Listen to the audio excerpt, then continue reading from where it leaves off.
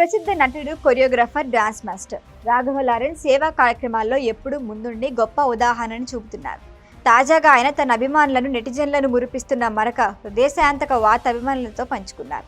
ఆయన ఇటీవల ప్రకటించిన వివరాల ప్రకారం తాను డాన్స్ మాస్టర్గా కష్టపడి సంపాదించిన డబ్బుతో కొనుగొన్న మొదటి ఇల్లుని పేద పిల్లల కోసం ఉచిత పాఠశాలగా మార్చనున్నారట. ఈ విశేష వార్త సోషల్ మీడియా వేదికగా లారెన్స్ తన అభిమానులతో పంచుకున్న విషయం తక్కువ కాలంలోనే వైరల్ అయింది. రాఘవ లారెన్స్ ప్రస్తుతం తాను నటిస్తున్న కాంచనా 4 సినిమా కోసం తీసుకున్న అడ్వాన్స్ మొత్తం ద్వారానే ఈ పాఠశాల పనులను ప్రారంభిస్తున్నట్లు చెప్పారు.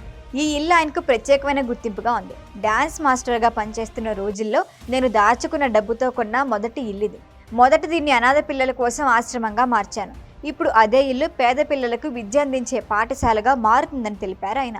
ఈ సేవా కార్యక్రమంలో మరింత గర్వించదగ్గ విషయం ఏంటంటే, లారెన్స్ స్వయంగా పెంచి చదివించి మార్గదర్శకం చేసిన కొన్ని పిల్లల్లో ఒకరిప్పుడు టీచర్గా మారి అదే పాఠశాలలో తొలి ఉపాధ్యాయురాలిగా చేరబోతున్నారని చెప్పారు.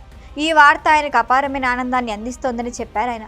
రాఘవ లారెన్స్ తన అభిమానులకి, సహచరులకి కృతజ్ఞత వ్యక్తం చేస్తూనే సేవే దైవం అనే నమ్మకంతో ముందుకు వెళ్తున్నాను. మీ అందరి ఆశీస్సులు నాకు ఎప్పుడూ ఉండాలని పేర్కొన్నారు. తాజాగా రాఘవ లారెన్స్ మరొక చర్య కూడా చేపట్టారు. చెన్నైలోని లోకల్ రైళ్లలో స్వీట్లు అమ్ముతూ జీవనం సాగిస్తున్న 80 ఏళ్ల రాఘవేంద్ర అనే వృద్ధుడికి ₹1,00,000 ఆర్థిక సహాయం అందిస్తానని ప్రకటించారు.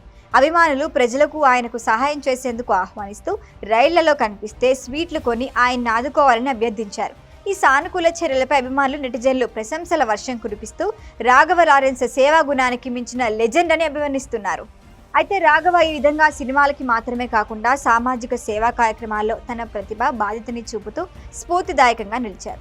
తను కష్టపడి సంపాదించిన సంపదని జనహితం కోసం ఉపయోగించడం, పేద పిల్లలకి విద్య అందించడం, వృద్ధుల్ని ఆదుకోవటం వంటి ఉదాహరణల ద్వారా సామాజిక బాధ్యతని ముందుకు చూపుతున్న ఆయన యువతకి, అభిమానులకు ఒక మోటివేషన్ ఐకాన్గా నిలిచారు. ఈ వీడియో కనుక మీకు నచ్చినట్టయితే లైక్ చేయండి, షేర్ చేయండి, సబ్స్క్రైబ్ చేయండి. అలాగే పక్కనే ఉన్న బెల్ ఐకాన్ని క్లిక్ చేయండి.